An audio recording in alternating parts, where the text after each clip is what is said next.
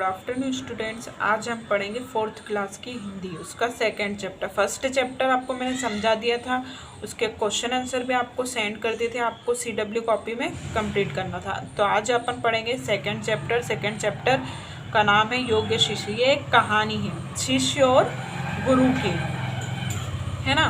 तो इसमें क्या बताया गया है, बहुत इसमें है। सबसे पहले बहुत समय पहले गुरुकुल में बहुत महान विद्वान रहते थे। मतलब विद्वान मतलब कि रहते थे वहाँ पर गुरुकुल, विद्वान जो गुरु थे वो रहते थे गुरुकुल में। जब उनकी कन्या विवाह के योग्य हो गई तो उन्हें उसके विवाह की चिंता हुई। मतलब कि उनकी गुरु की क्या थी, एक गुरुकुल में बहुत ही बड़े विद्वान रहते थे, उनकी एक बेटी थी और वो विवाह योग्य, मतलब कि विवाह योग्य हो गई थी, मतलब बड़ी हो गई थी और उसकी चिंता उन्हें सताने लगी थी। तो एक दिन की बात है, उन्होंने अपने सभी शिष्यों को अपने पास बुलाया। गुरु ने क्या करा कि अपने सारे शिष्यों को अपने पास बुलाया और कहा कि प्रिय शिष्यों, मैंने यह तुम्हें एक समस्या को सुलझाने के लिए बुलाया है। मतलब समस्या मतलब जो समाधान रहता है उससे सुलझाने के लिए मैंने आपको यहाँ पर बुलाया है। तो तुम्हारी शिक्षा पूरी हो गई है और मेरी कन्या विवाह के योग्य हो गए। मतलब कि जो ये गुरु के शिष्य थे उनकी शिक्षा थी क्या थी, वो पूरी हो गई थी। तो उन्होंने बुलाया था उनकी समस्या को सुलझाने के लिए।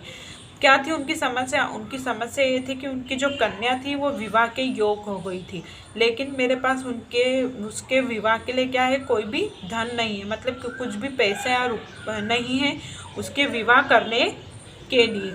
तो अब आप तुम ही बताओ कि मैं क्या करूं। उन्होंने गुरु ने किससे पूछा? गुरु ने शिष्यों से पूछा कि अब तुम बताओ कि अब मैं क्या करूं, क्योंकि मेरे पास तो पैसों नहीं है, मतलब मेरे पास धन नहीं है, तो मैं अपनी कन्या का विवाह कैसे करूं। कुछ शिष्य, मतलब कि उसमें से कुछ शिष्य थे वो आगे बढ़े और बोले कि गुरुदेव आप चिंता ना कीजिए, हमारे माता पिता के पास बहुत धन है। मतलब कि जो शिष्य थे वो वहाँ पर पढ़ने आए थे, शिक्षा प्राप्त करने आए थे। उन्होंने गुरुदेव से कहा कि गुरुदेव आप चिंता ना करिए, हमारे माता पिता, मतलब वो शिष्यों के माता पिता के पास बहुत धन थे, वो क्या थे, बहुत अमीर थे। तो वो कहने लगे कि हम मांग कर लाएंगे अपने, आप उसे गुरु दक्षिणा के रूप में स्वीकार कर लीजिए। मतलब कि वो कहने लगे कि हम मांग कर लेके आएंगे और आप उसे गुरु दक्षिणा, मतलब उन्होंने जो शिक्षा दी थी वो गुरु थे तो आप उसे क्या करना, उसे दक्षिणा के रूप में स्वीकार कर लेना। तो गुरु जी बोले मुझे यह ठीक नहीं लगता, तुम्हारे माता पिता सोचेंगे कि गुरु लोभी है। क्या सोचेंगे तुम्हारे माता पिता कि गुरु लोभी है, मतलब कि उसे धन की जरूरत है।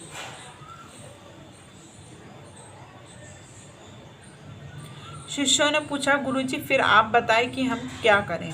गुरुजी ने सोचकर कहा कि मुझे एक उपाय मेरे दिमाग में आया। मतलब कि एक उपाय आया मेरे दिमाग में, तो उसे तुम करना। तुम लोग अपने घरों से धन और वस्तुएं इस प्रकार लेकर आना कि किसी को भी पता ना चले। मतलब कि धन जो है, मतलब कि पैसे को इस प्रकार लेकर, पैसे और जो वस्तुएं थी वो इस प्रकार लेकर आना कि किसी को भी पता ना चले, घर में किसी को भी पता ना चले। मतलब कि आपके घर में जितने भी सदस्य हैं उनको किसी को पता ना चले, इस प्रकार आप अपने धन को लेकर आना।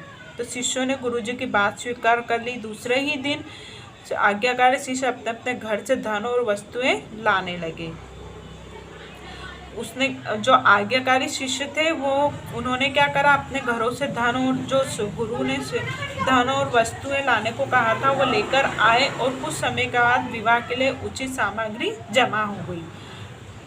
आज मैंने आपको ये चैप्टर यहाँ तक समझा दिया गया है, तो आपको ये पूरा चैप्टर पढ़ना है। इसके आगे का चैप्टर मैं आपको नेक्स्ट वीडियो में समझाऊंगी। Thank you.